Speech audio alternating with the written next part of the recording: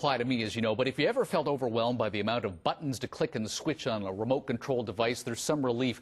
We sent our resident techno impossible guy, Andrew Bella, to investigate a new product from Savant Systems that allows users to control everything from just one panel using just one finger. Time to take a step into the electronic home. We're looking at systems for controlling the entertainment, the lighting, the heat, the blinds, just about everything. The equipment today made by Savant Systems of Cape Cod, Massachusetts. Our guest is Brad Middleton. Now, he's Savant brand manager with Evolution Home Entertainment, who are importing the Savant equipment. Thanks for joining us. Thank you. Now, Brad, there's nothing new about systems for controlling just about everything in the home. We've got an older one here. Can you tell us, how are we moving beyond this? What's the deal with this older equipment? Sure, absolutely. So we have actually what we consider a legacy-style control system here. So basically, you know, we've always tried to create user interface with a number of graphical representations of the space and a number of buttons, as you can see, that we pick to create certain scenarios and things. From a user interface perspective, it's not very intuitive. It's busy, it's hard to know where to go. That's right. So, you know, what we're doing here with Savant is that we're actually trying to bring all of the elements of control throughout the house into a very simple and easy to use and understood graphical representation of the space.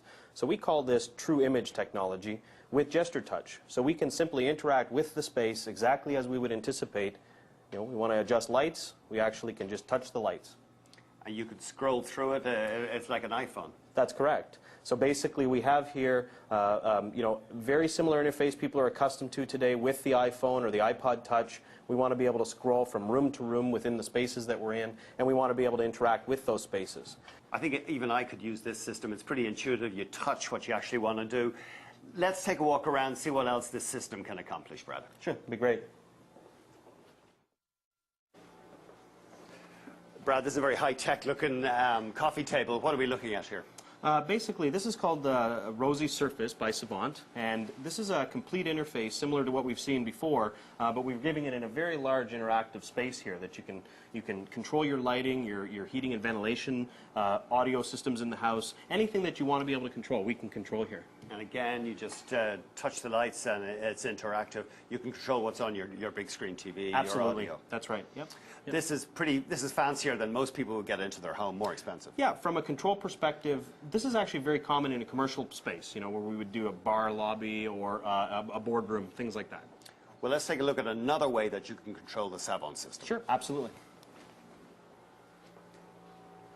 Brad, I'm in the kitchen. I'm arguing with my wife over what exactly goes into a recipe. How can we resolve this dispute? Well, we have a product here. It's called Rosy Touch TV. Basically, we can actually interact with this television, give us web browsing. You'll be able to instantly resolve that conflict with your wife. Go straight to Google, call up the recipe. Absolutely. What about if I'm on holidays, I'm concerned over how late my kids are watching TV? We have an app for that as well. Let's head outside and try it.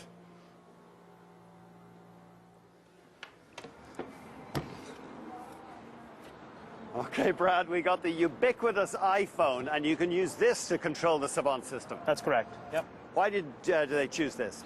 The iPhone actually has been chosen because we have so much functionality in terms of user interface, and it's becoming one of the most well-known, most recognizable, and one of the easiest interfaces that people can use today. So that's why we chose it. Outside the home, why would you want to be able to control your TV? Give us an example. Sure. I mean, you know, let's say we arrive at our ski chalet in Vancouver or in Vancouver Airport and we want to turn the temperature up in our ski chalet, and by the time we get there it's nice and warm inside.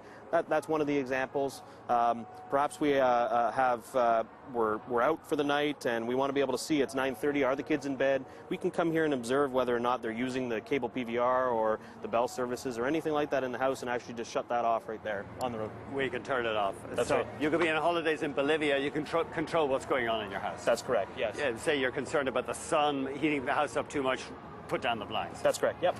Tell us, what does this all mean, this kind of system mean for the future of home entertainment? Well, realistically, we're trying to bring together all of these devices that everybody has in their homes. They've been wanting for so long to be able to integrate them seamlessly into their lives from a very simple user interface, and today we're still kind of fumbling around with that. Feature creep, we buy these devices that are too complex. That's correct, yeah. So basically we're trying to bring them all together for people so that they can get a very simple user interface and actually be able to interact with all the products they have. Interesting, though, they didn't, Savant didn't try to reinvent the wheel, didn't try to sell you a $1,000 remote. They're just using the iPhone. That's correct. I mean, you have such a fantastic device that's been manufactured by a brand that's very recognizable. We'd rather leverage what someone else has made fantastic than to try and reinvent it ourselves. Well, there you have it, the electronic home. Back to you in the studio. It's not working, Andy. Trying to shut him up. That's it for this edition of The Close After Hours. I'm Michael Hainsworth. Hope you'll join us each weekday for the new 90-minute edition of The Close. It starts at 3:30 Eastern. We'll take you through the full hour of the After Hours action as well. I'm Michael Hainsworth. Take care. Have a great weekend.